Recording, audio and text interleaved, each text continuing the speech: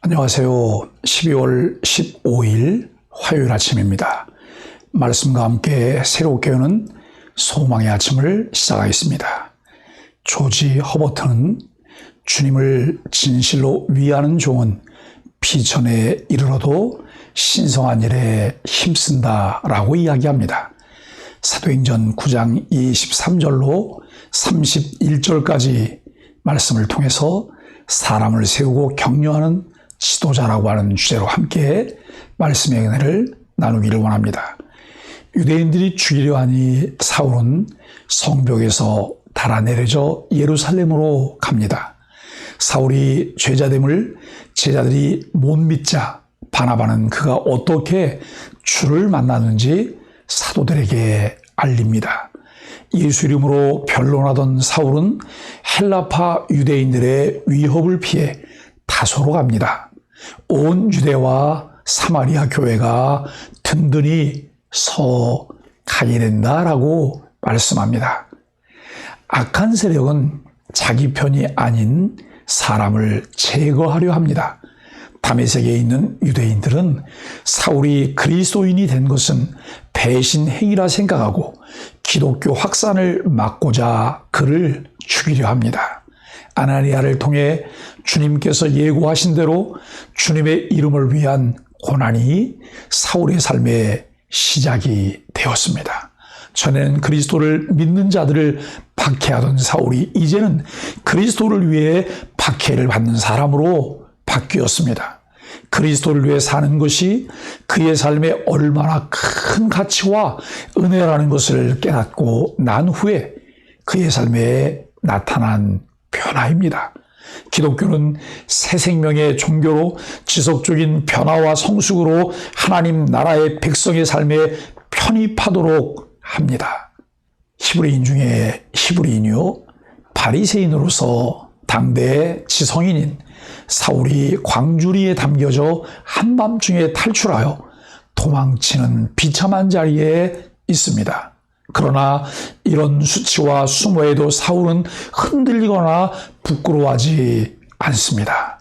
그것은 자신을 만나주시고 변화시켜주신 주님으로부터 받은 사명이며 진정한 생명과 가치가 있는 일이기 때문이며 부르신 주님이 사명을 완수하게 하실 것이기 때문입니다.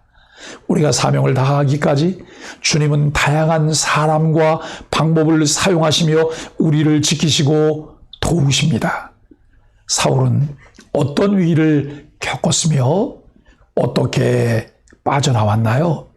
하나님은 누구를 통해 어떻게 어려움을 극복하도록 우리의 삶을 인도하셨을까요? 주님이 용납하신 사람을 우리도 용납하여야 합니다. 박해자며 스데반이 순교할 때 그렇게 하는 것이 가하라고 투표했던 사울이 다메섹 도상에서 예수 그리스도를 만나고 그리스도인으로 거듭나 예루살렘으로 돌아왔을 때 교회는 그를 쉽게 받아들이지 못합니다. 사울의 변화의 과정들을 잘 알지 못하고 지난 시간 사울을 통해 이루어졌던 박해들만 기억되기 때문입니다. 성도들은 사울이 변화된 그리스도인이 되었다고 하지만 그를 신뢰할 수 없었습니다. 사울은 그리스도를 만났고 복음을 들었으며 세례를 받아 공적으로 공인이 되었지만 그와 같은 사실을 이해하지 못하는 예루살렘 교인들과 교제권이 형성되는 것은 어려운 문제였습니다. 과거 때문에 현재의 진실이 용납되지 않을 수 있습니다. 그러나 바나바는 예수님을 만난 후에 사울에게 초점을 맞추었기에 그를 용납할 수 있었고 용납했습니다. 이때 바나바가 큰 역할을 합니다. 바나바는 교회 안에 선한 영향력을 가진 사람으로 신뢰를 받고 있었습니다. 사울이 회심한 참된 그리스도인이 되었고 주님의 일꾼으로 부름을 받았다고 그를 보증합니다. 사울을 지지하며 예루살렘 교회에 소개해준 바나바는 위로의 아들이라는 뜻을 지닌 이름처럼 사울에게 큰 위로가 되었을 것입니다. 교회가 건강한 교회로 세워지기 위해 우리는 이 시점을 주의 있게 보아야 합니다. 처음 교회에서 만난 사람들은 오히려 쉽게 교제관이 형성되어지지만 오래된 성도들은 관계의 어려움 때문에 쉽게 하나 되지 못하고 벽이 있습니다. 그런데 대부분 그러한 문제를 해결하지 않은 채 교회 생활을 하기 때문에 개인적으로는 즐거움도 교제의 깊이와 넓이가 없습니다. 교회는 허물이 많은 사람들이 모인 곳입니다. 과거의 잘못을 들추지 않고 열린 마음으로 상대를 이해하고 용서하고 받아들여 줄 때 그가 주님의 충성된 일꾼으로 서게 됩니다.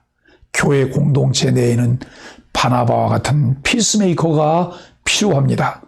관계의 불편함을 넘어서기 위한 노력들이 이루어질 때 교회는 더 깊고 넓은 교제권을 형성할 수 있습니다.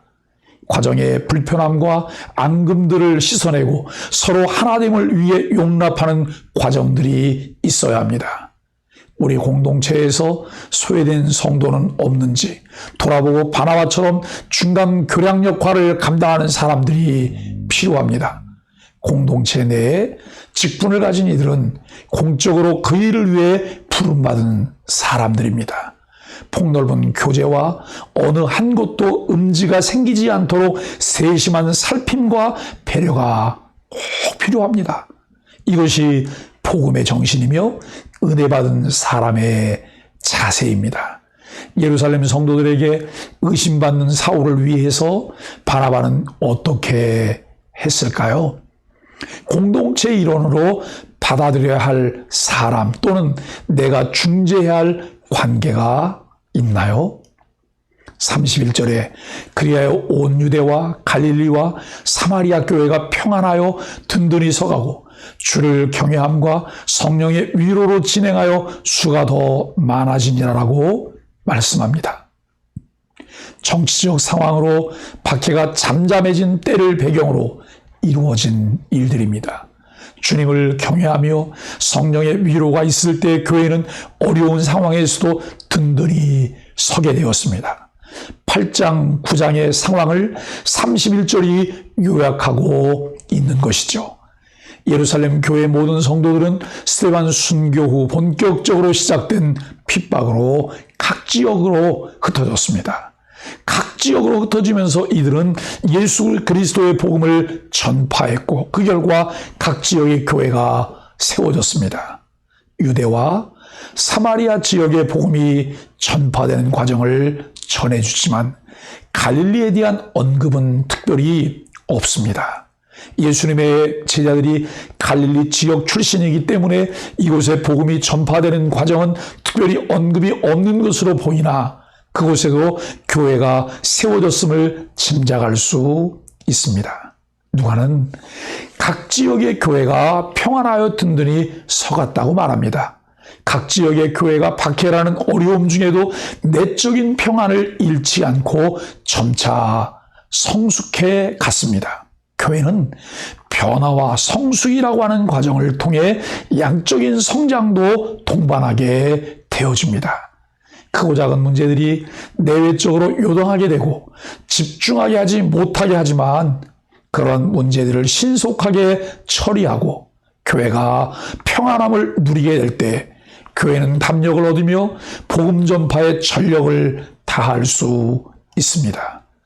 각 교회들이 내외적으로 성장하면서 사도행전 1장 8절에서 분부하신 위대한 지상명령이 실현되고 있습니다. 하나님의 놀라운 계획들은 극심한 박해와 방해라는 어려운 장벽들이 있지만 성령께서는 은혜를 입은 사람들을 통해 그 일을 이루어 가십니다. 오늘도 성령님은 한 사람의 바나바를 찾고 계십니다. 보듬어주며 위로하고 보증하여 하나님이 기뻐하시는 신실한 일꾼으로 하나님의 나라를 위해 헌신하며 섬기게 하십니다.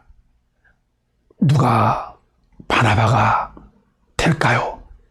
사랑하는 소망의 가족 여러분, 우리 모두가 바나바와 같은 위로와 격려의 사역들을 잘 감당하며 화평을 이루어 하나님의 아들이라 불림을 받게 되기를 주 예수 그리스도의 이름으로 간절히 축복합니다.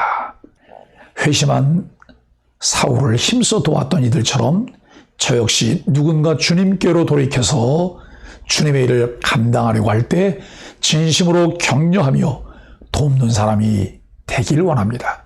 삶의 위기를 통해서 주님을 더 경외하고 성령의 위로를 받으며 더욱 든든히 서가는 저와 교회 공동체가 되게 하소서.